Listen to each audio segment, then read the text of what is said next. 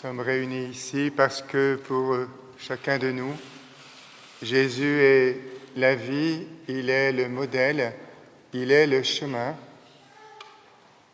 il est l'exemple que nous avons choisi de suivre. Non, certainement pas d'imiter puisque nous savons que c'est impossible, mais au moins d'essayer de le suivre. Et il est vraiment au milieu de nous, il est proche de chacun, de chacune de nous.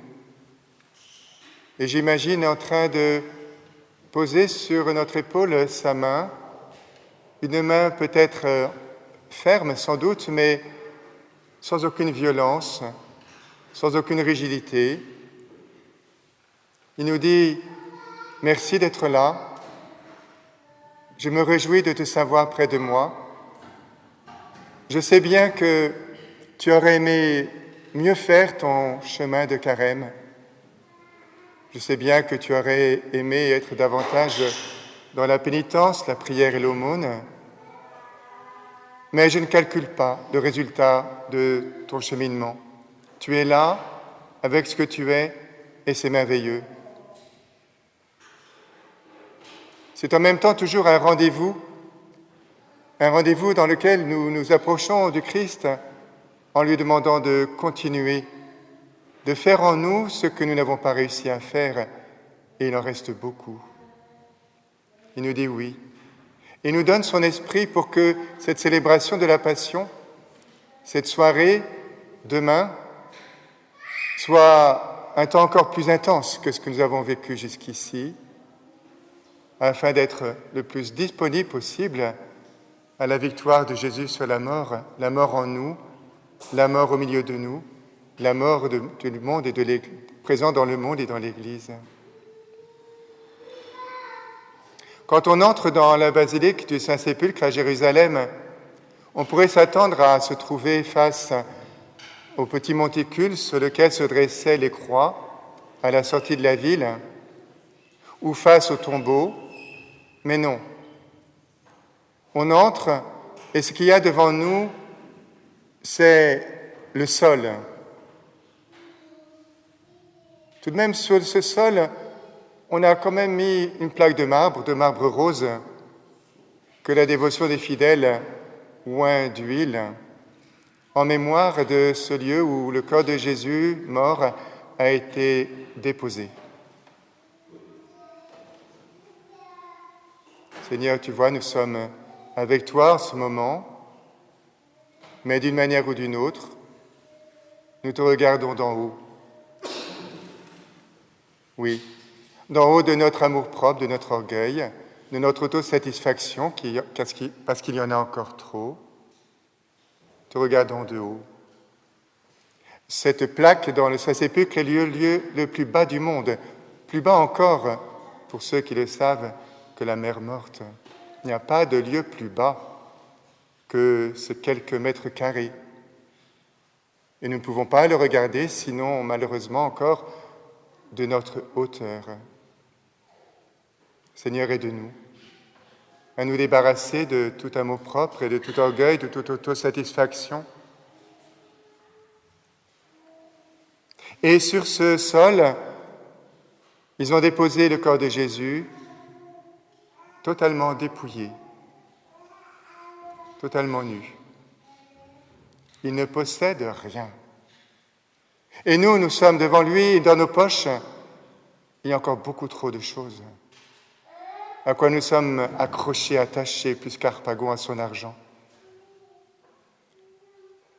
Seigneur, donne-nous ton esprit pour nous apprendre à aller jusqu'au bout de l'humilité et de l'obéissance.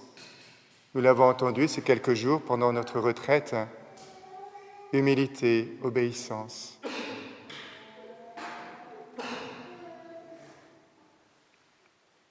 Nous avons entendu que tu t'es humilié, tu t'es vidé. Mais de quoi t'es-tu vidé, puisque de toute façon tu ne possédais rien, tu n'as jamais rien possédé?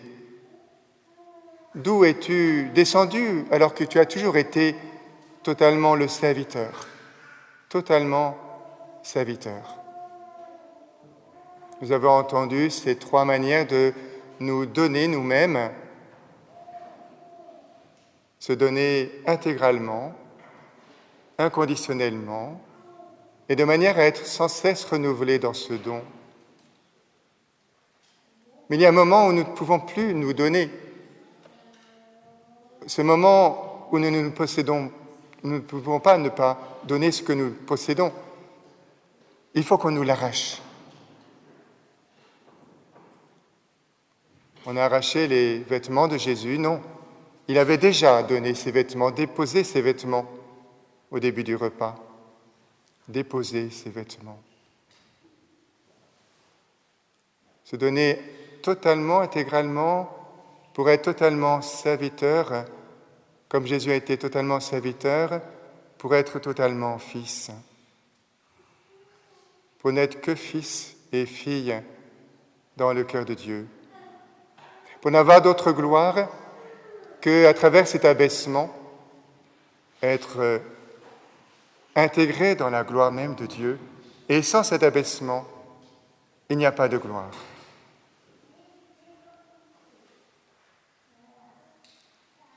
Seigneur, enlève-nous ce à quoi nous tenons et que nous ne sommes pas capables de déposer. Prends-le. Nous te donnons le droit, te donnons la possibilité, autant que c'est en notre pouvoir, de nous prendre, peut-être de nous arracher ce que nous n'avons pas réussi à te donner. En fait, lorsque l'évangile de Jean parle de la mort de Jésus, nous le savons bien, il nous dit « il a livré l'esprit ». Mais l'esprit, ce n'est pas quelque chose que l'on possède, c'est Dieu qui nous anime. C'est bien cela la leçon de Jésus. Être totalement dépossédé de tout ce qui empêche l'Esprit de Dieu d'agir en nous, qui est un esprit de fils et de filles, un esprit de service, humble et obéissant. Et c'est cet esprit auquel nous avons rendez-vous dans quelques heures pour partager la résurrection et la victoire de Jésus sur la mort. Amen.